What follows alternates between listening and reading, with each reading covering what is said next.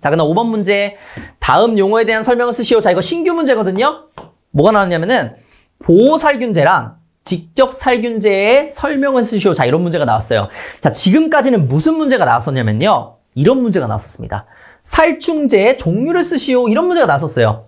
침투성 살충제, 뭐 불인제, 혼증제, 혼연제 이런 것만 쓰면 됐었는데, 자, 뭐가 나온 거냐면은 살균제의 종류가 주어지고 그 종류에 대한 설명을 쓰라는 문제가 나온 거예요. 설명을 쓰라는 문제. 자, 우리가 지금까지 어떻게 배웠었냐면은 이런 식으로 배웠었어요. 살균제 종류 해가지고. 그쵸? 이렇게 5가지 배웠었어요. 뭐가 있는지만 배웠었는데 이거에 대한 설명까지도 이제는 알고 계셔야 된다. 설명까지 알고 계셔야 된다. 자, 점점 어려워지고 있는 게 느껴지시죠? 그쵸? 점점 공부할 양이 많아지고 있어요, 지금. 빨리 합격하셔야 됩니다. 자, 어쨌든 보호살균제, 직접살균제 이런 식으로 적어주시면 되는데, 자, 일단 기본적으로 예방이라는 말이 들어간다든지, 직접살균제 같은 경우에는 살멸시킨다, 죽인다, 혹은 치료한다.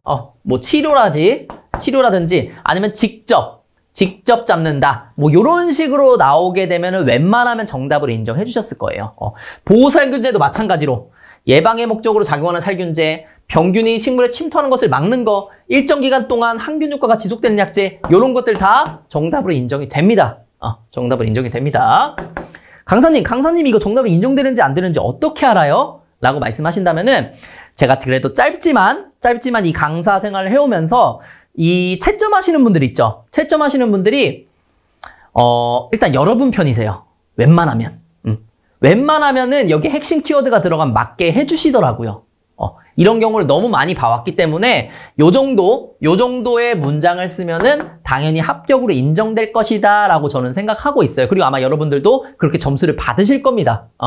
점수로서 증명이 되는 거죠, 사실. 이런 거 같은 경우에는.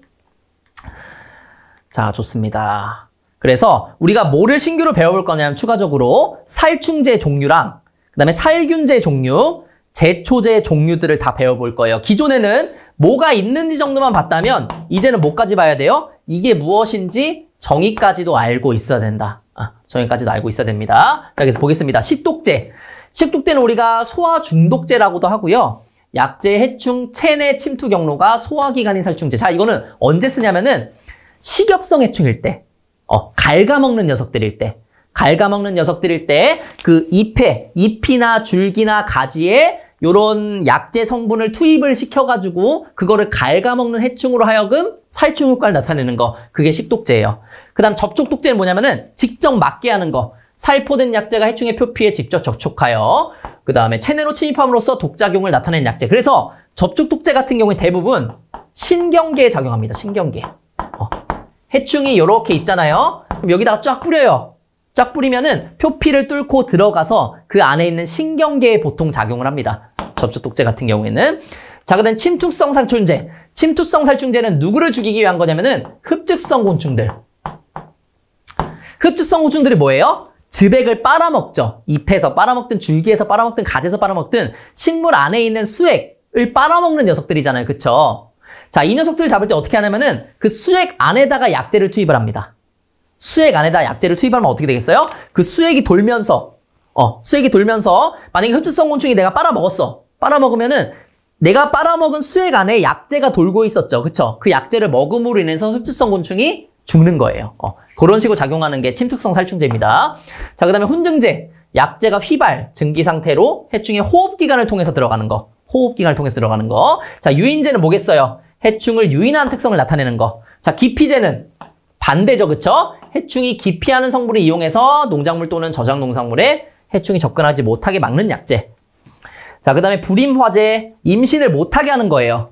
해충을 불임화시켜서 자손의 번식을 못하게 함으로써 해충을 방지하는 약제. 요 정도로 적어주시면 되고요. 자, 그 다음에 살균제 종류입니다. 자, 보호살균제랑 직접살균제는 나왔죠. 그쵸? 자, 종자소독제. 재배 또는 이식 전에 작물의 종자 또는 종묘의 표피 및 내부에 감염된 미생물을 살멸시킬 목적으로 사용하는 약제. 자, 토양소독제. 작물의 파종 또는 식재 전에 토양 중에 병원 미생물을 살멸시켜 작물 병해를 예방할 목적으로 사용하는 약제. 그러니까 토양 안에 있는 미생물들을 죽이는 거예요. 토양을 소독하는 거죠. 그러니까. 자, 과실방부제. 저장한 과실이나 채소의 부패를 방지하기 위해서 사용하는 수확 후 처리 약제. 어쨌든 이 부패를 시키는 것도 뭐예요? 부패균이에요. 그쵸? 그래서 그 부패균을 처리하는 약재인 거예요. 과실방부제다. 자, 그 다음에 제초제도 있습니다. 제초제 같은 경우에 여러분들 많이 들어보셨을 텐데 선택성 제초제, 비선택성 제초제로 일단 나뉘어요. 선택성 제초제는 특정한 잡초만을 죽이는 거. 비선택성 제초제는 식물의 종류와 관계없이 모든 식물을 죽이는 거. 자, 그 다음에 접촉형 제초제, 약체가 접촉된 부위에 국부적으로 작용해서 살초 활성을 보이는 거고, 이행형 같은 경우에는 흡수를 시키는 겁니다. 흡수를 시켜서 식물체 내에 침투 이행하여 살초 활성을 나타내는 제초제가 되겠습니다. 자, 이런 식으로 종류와 그 뜻까지도 이제 알고 계셔야 된다. 자, 그 다음에 자, 저항성에 대한 얘기가 나왔습니다. 유도 저항성에 대해서 설명하시오. 자, 이런 문제가 나왔는데 보통 이런 내용은 최신 농약에 대한 내용이잖아요. 그쵸? 최신 농약학 책에 기재가 되어 있어야 되는데 최신 농약학에서 유도 저항성을 찾지 못했습니다. 그래서 이게 어디 출처인지 좀 불분명한 상태예요. 불분명한 상태이기 때문에 지금 여기에 적혀 있는 거는 이제 인터넷 서치를 통해서 제가 찾아낸 그 문장을 적어낸 겁니다. 병원체의 감염으로 인해서 식물이 자체적으로 가지고 있는 방어 기작이 활성화되어 나타나는 저항성 반응을 말한다. 그러니까 병원체가 감염되어 있는데, 그 감염으로 인해서 식물 자체적으로 가지고 있는 방어 기작이 활성화되는 거예요. 그러면서 나타나는 이 저항성 반응을 얘기하는 겁니다. 그냥 이렇게 적어주시면 됩니다. 유도 저항성이 나오면은 이제 이렇게 적어주시면 돼요. 출처가 어딘지 잘 모르겠어요. 자, 그래서 요 유도 저항성 말고도 우리가 살균제에서 질적 저항성, 양적 저항성 이런 거 배웠었죠. 그쵸? 요것도 같이 잘 기억을 해주시고요. 자, 그 다음에 살충제 넘어가고, 제초제에서도 교차 저항성, 작용기구가 같은 다른 제초제에 대한 교차 저항성, 그 다음에 작용기구가 다른 제초제에 대한 복합 저항성. 요것도 여러분들 기억을 해주세요. 저항성에 대한 내용들 또 나올 수도 있으니까. 자, 그 다음에 해충에서 요런 문제도 나왔어요. 아래 설명에 해당하는 목을 쓰시오. 자, 이런 문제는 지금 처음 나온 거거든요. 처음 나온 건데 지금 일단은 무슨 목이 나왔냐면 대벌레목이 나왔습니다. 대벌레목. 그래서 이런 식으로 이 목에 학명이 주어졌고요. 학명. 그 다음에 이 목에 대한 설명들이 쫙 주어졌어요. 쫙 주어졌는데 자, 일단 한번 읽어볼게요. 날개가 없고 나뭇가지처럼 생겼다. 일단 나뭇가지처럼 생겼다. 요것만 보고도 우리가 바로 맞힐 수가 있어요. 사실. 대벌레. 나뭇가지처럼 생긴 거. 대벌레죠. 대벌레. 그 다음에 알을 엄청난 높이에서 낱개로 지면에 떨어뜨려서 산란하기도 한다. 요런 것도 이제 대벌레의 특성이 되겠습니다. 자, 근데 우리가 일단 이것도 이제 시험에 나왔으니까 이 문제에 대해서도 대비를 해줘야 되잖아요. 그쵸? 자, 대비를 어떻게 해줄 거냐? 일단 곤충목은 굉장히 많습니다. 곤충목은 많은데 그 각각의 목마다 우리가 특징을 외우는 것은 굉장히 어려워요. 우리가 외웠던 특징이 안 나올 수도 있어요. 심지어 그런 경우들이 있을 수 있기 때문에 자, 지금 현 상태에서 우리가 가장 확실하게 이 문제를 효율적으로 맞추기 위해서는 요거 학명을 외워주시는 게 좋다고 판단이 들었어요. 학명을 학명이 아마도 지금 이런 문제가 또 나온다고 하면은 학명이 또 나올 겁니다. 학명이 무조건 나올 거예요. 그래서 지금 요거는 패스미다. 패스미다 목인데 패스미다 목 같은 경우에 대벌레 목이거든요. 이런 식으로 학명만 보고 이 문제를 맞추는 걸로 우리는 방향성을 잡을 겁니다. 그래서 요거를 외워주실 거예요. 자, 여러분들 지금 병충의 속명도 외워야 되는데 지금 목명까지 학명을 외워야 돼. 굉장히 외울 게 많아진 상황이에요, 지금. 그쵸? 공부할 게 점점 많아지는 상황입니다. 그래도 어쩔 수 없어요. 나왔던 문제에 대해서 우리가 대응을 해줘야 됩니다. 나왔던 문제가 그 다음 회차에 나올 가능성이 굉장히 높기 때문에 조금만 변형이 돼서 나오는 가능성이 굉장히 많거든요. 그래서 한번 나왔던 문제들에 대해서 우리가 확실하게 알아두셔야 됩니다. 기출에 나왔던 문제, 그리고 기출 유사 파트까지 확실하게 알아두고 그 다음 넘어가셔야 돼요. 자, 일단 보시면 여기에 있는 녀석들은 누구냐? 내시류예요. 내시류가 누구냐면 완전 변태하는 녀석들. 완전 변태하는 녀석들을 내시류라고 한단 말이에요. 완전 변태하는 녀석들. 그래서 자, 약 먹고 풀잠자나 벌딱 일어나 부채날로 파리 밑에 벼룩 잡자. 그쵸? 요 녀석들 있고 그 다음 나머지 불완전 변태류 인 녀석들을 이렇게 왼쪽에다 놨습니다. 그래서 보시면은 뒤에 대부분 이 프테라라는 말이 들어가요. 프테라는 말이 들어가기 때문에 이 앞부분만 잘 외워주시면 돼요, 여러분들. 앞부분만 잘 외워주시면 되겠다. 그래서 이건 암기의 영역이기 때문에 넘어가겠습니다. 자, 그 다음 보겠습니다. 이 문제 같은 경우에는 제대로 복원이 안 됐습니다. 제대로 복원이 안 됐는데 최대한도로 지금 사실 여러분들 지금 정말 감사하게도 식물보호기사, 식물보호산업기사 복원해 주신 분들이 정말 많아요. 거의 한 30분 정도? 30분 정도가 복원해 줬거든요. 그럼에도 불구하고 이 문제가 제대로 복원이 안 됐어요. 그럼에도 불구하고 이 문제가 제대로 복원이 안 됐다. 자, 한번 보겠습니다. 최대한 많이 복원해낸 거거든요. 한번 볼게요. 해충의 방제에 대한 다음 빈칸에 알맞은 말을 쓰시오. 해충 방제에는 색, 온도, 압력 등을 조절하는 물리적 방제법이 있으며 인위적으로 합성된 페로몬을 이용하여 해충을 유인하여 방제하는 방법인 페로몬 유살법과 광선을 이용하여 해충을 유인하는 방법인 등화 유설법이 있다. 자, 이런 식으로 되어 있어요. 자, 이게 좀 애매한 게 뭐냐면은 지금 물리적 방제법에 대한 얘기가 나와 놓고서는 자, 페로몬 유설법이랑 등화 유설법은 뭐예요? 이 녀석들 기계적 방제법이에요. 그래서 기계적 방제법이 그 다음에 나오니까 사람들이 이상한 거예요. 기계적 방제법 쓰는 게 맞나? 그래서 어떤 분들 같은 경우에는 여기다가 페로몬 유설법에다가 뭐 생태적 방제법 이렇게 적으신 분도 계시고 등화 유설법 자리에다가 물리적 방제법 이런 식으로 적으신 분도 계세요. 사실 페로몬 유설법은 기계적 방제법이기도 하지만 생태적 방제법이기도 하고요. 그 다음에 등화 유설법은 기계적 방제법이기도 하지만 물리적 방제법이기도 한 방법이기 때문에 이게 정답으로 인정될지 안 될지는 잘 모르겠어요.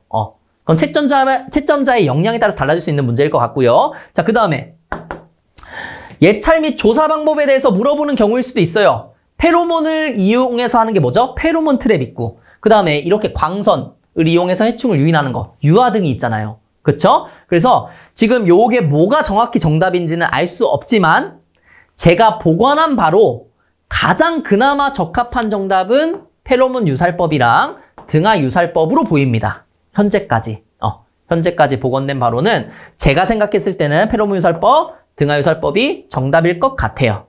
일단 요 정도까지만 좀 말씀드릴 수 있을 것 같습니다. 다음 문제 넘어갈게요.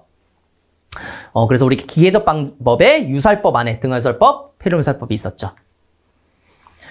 자, 그 다음에 다음 빈칸에 알맞은 말을 쓰시오. 자, 이것도 참 골 때리는 문제 중 하나였는데 볼게요. 소나무 제선충병을 기주, 매개충, 그 다음에 땡땡의 세 가지 요인 간의 밀접한 상호작용의 결과로 단기간에 급속히 나무를 고사시키는 시드름병으로 한 번 감염되면 치료 회복이 불가능하여 100% 고사하는 치명적인 산림병해충이다.